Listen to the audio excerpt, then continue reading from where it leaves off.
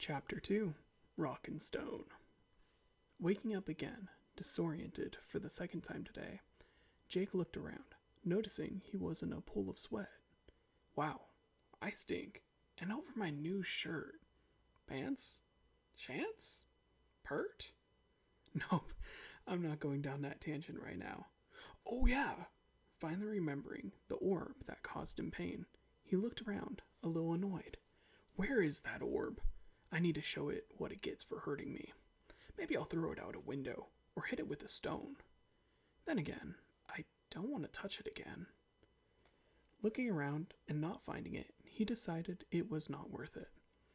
I should try to find a way to get clean from all the sticky sweat. Why is my sweat sticky? Cursing again at the stupid orb that reduced him to this, Jake started walking around the castle again after wiping off as much of the gunk as possible. As he was walking through the same old, dilapidated tunnels he was used to, he noticed a small piece of rock that was rolling around. Not very well, because it was shaped like a bumpy mess with different size edges everywhere. Well, that's not something you see every day. A tumble rock.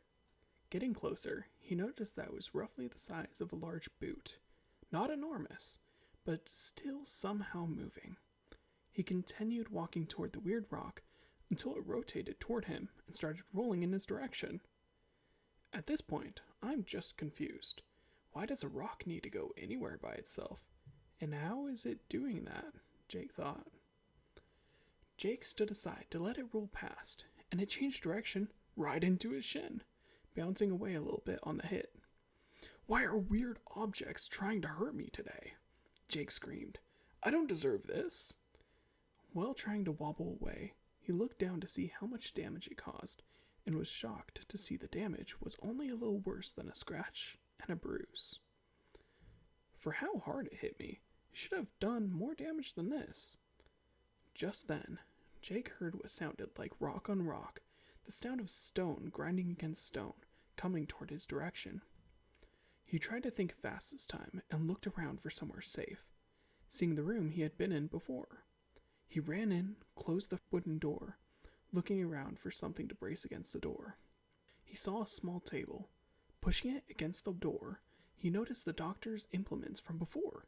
He picked up one that looked like a pair of scissors and held it in his hand, while bracing the table against the door. Jake looked around for anything else to put up against the door, but just then he felt a shove from the other side, causing him and the table to get pushed back a little before resuming his stance against the door. I disregarded my last thought.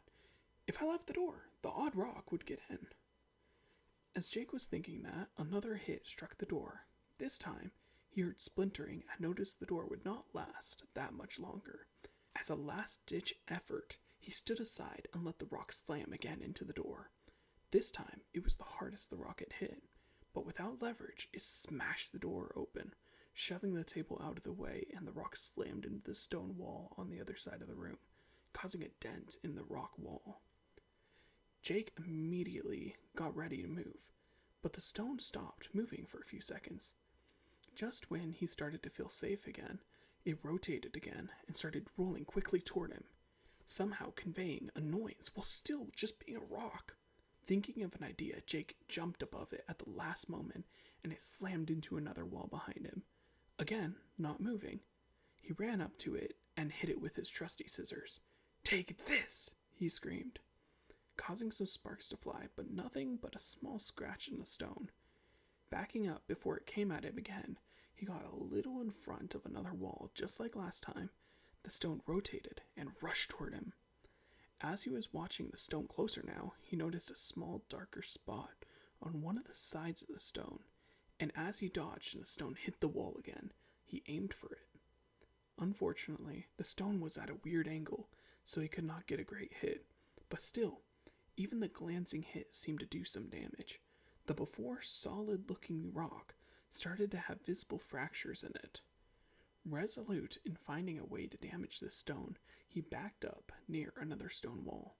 But the stone did not start moving again. Did I get it? Jake asked as he was walking up to the stone. But then the stone bolted forward quickly, Jake trying to dodge to his right, but his left leg was slightly too slow, and he felt a crack. before the stone zipped past and into the wall.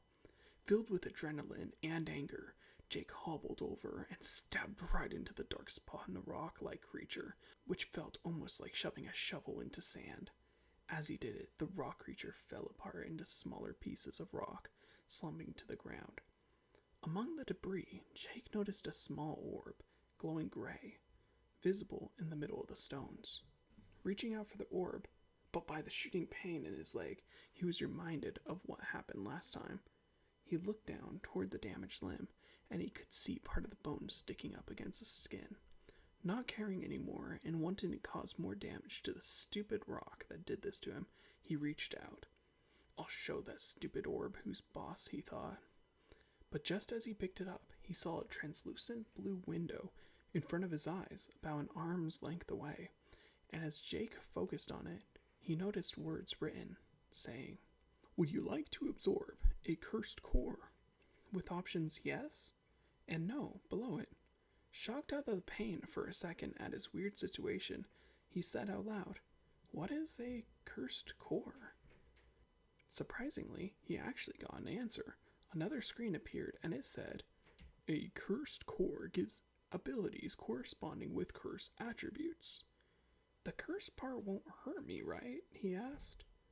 Again, a window popped up saying, "Absorbing a cursed orb will give an additional effect alongside the original, corresponding with the cursed area it originated in. So, I'll be old and crumbly, like the castle I'm in?" But to his dismay, he received no response this time. Thinking about it briefly before remembering the pain shooting through his leg and forgetting about the options, he tried to get rid of the prompt. "Is there an X or a close button nearby?"